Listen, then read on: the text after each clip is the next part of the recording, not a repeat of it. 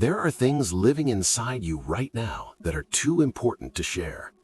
Not secrets, not lies, not things to be ashamed of.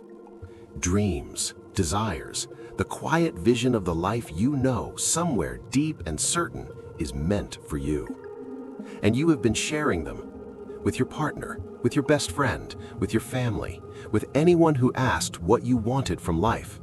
And every single time you shared, something happened that you probably blamed on bad luck or other people's negativity or the universe not cooperating.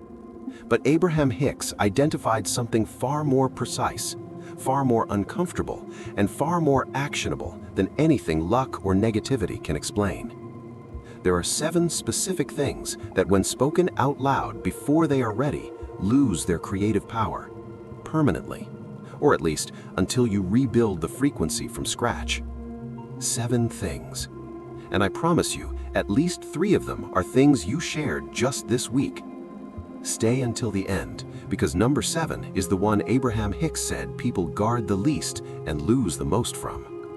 Subscribe to Hermetic Mind right now and comment below with one word, something you are currently protecting in silence.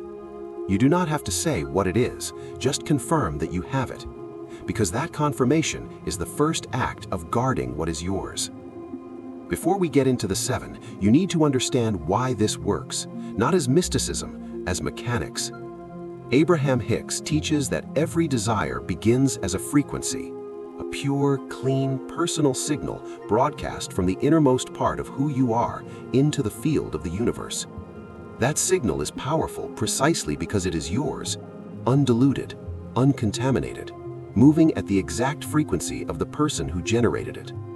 But the moment you speak a desire into the external world, before it has formed, before it has solidified, before it is strong enough to withstand the weight of other people's doubt, advice, and well-meaning interference, something changes. The signal picks up noise. Other people's frequencies attach themselves to your desire. Their doubts become part of your signal. Their fear becomes part of your frequency. Their limitations, however lovingly offered, become walls inside your own consciousness. The ancient Hermetic initiates called this contamination of the etheric body. Modern neuroscience calls it social frequency interference. Abraham Hicks calls it simple energetic dilution. Same truth, 3 different languages. Your desire needs silence to grow. Not forever, not as isolation, but in its early stages, when it is still a seed and not yet a tree. Silence is not secrecy.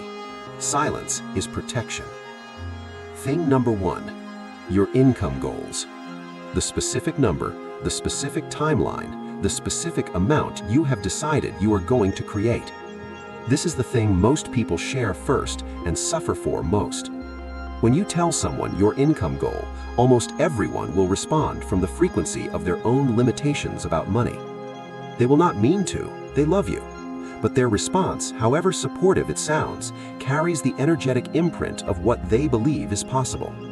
And if they believe that your goal is too big, too fast, too ambitious, that belief, received by your nervous system as social feedback, creates a counter-frequency inside your own consciousness that will work against the original signal.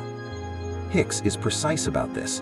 The goal does not belong in any conversation until it has already begun to manifest. Protect the number. Let the universe hear it first. Thing number 2, your spiritual practices. The meditation you started, the morning ritual you built, the technique you are using to raise your vibration. The moment you tell people what you are doing spiritually, 2 things happen simultaneously. The first, their reaction, skeptical, supportive, or curious, changes your relationship with the practice itself. What was intimate becomes performance. What was yours becomes shared. What was sacred becomes social. The second, the ego gets involved in the practice in a way it was not before.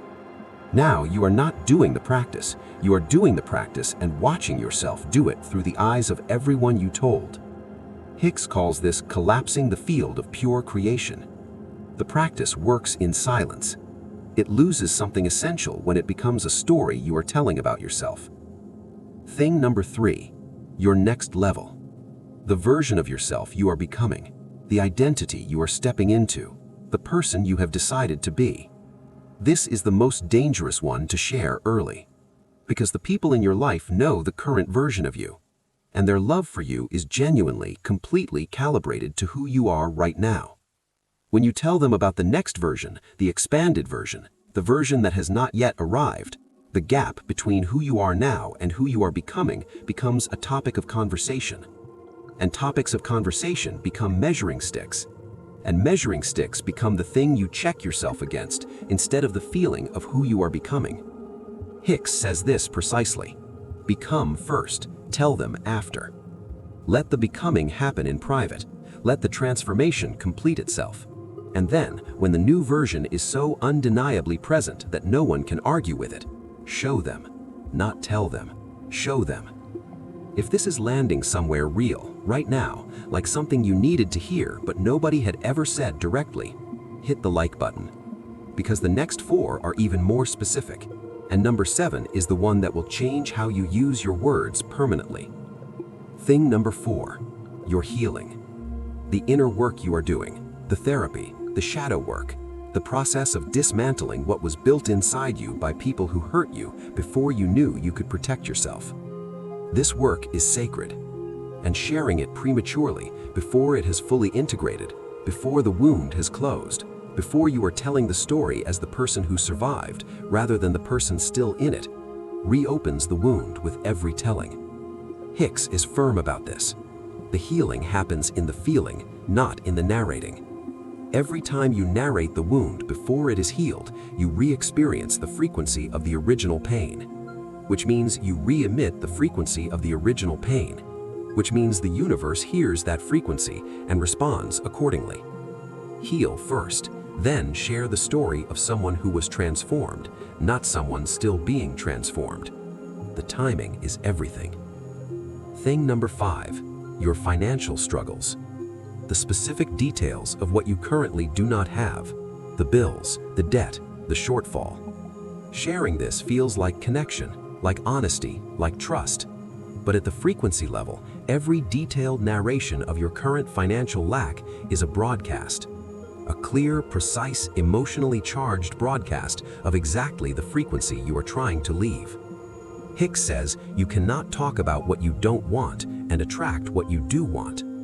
The universe is not listening to the direction of your desire. It is matching the frequency of your broadcast. And a detailed, emotional narration of financial struggle is one of the strongest broadcasts possible.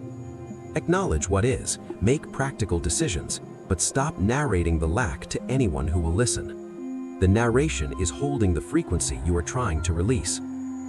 Thing number 6, your relationships before they are ready. The new connection that feels significant, the partnership that is forming, the love that is growing in the quiet space between two people before it has been named. Bringing other people's energy into the space of something tender and new before it has developed its own strength is one of the most common ways people accidentally destroy what could have been extraordinary.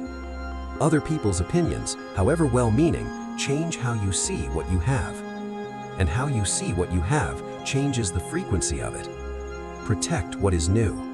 Give it the silence it needs to grow roots. Tell the story when the roots are deep enough to hold the weight of other people's knowing.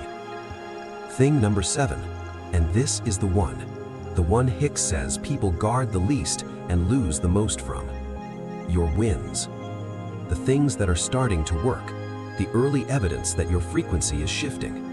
The small but undeniable signs that what you have been building is beginning to manifest. When something good begins to happen, the instinct is to share it immediately, to tell someone, to celebrate, to get the external confirmation that what you are feeling is real. But Hicks is precise about this. The early win is the most fragile moment of any manifestation. It's the green shoot just emerging from the soil. It cannot yet hold the weight of other people's reactions. Their excitement, even genuine, shifts your relationship with the win from internal to external. Suddenly, the win exists in other people's validation of it rather than in your own frequency. And when the momentum slows, as it always does at some point, the absence of external validation feels like regression. When it is not,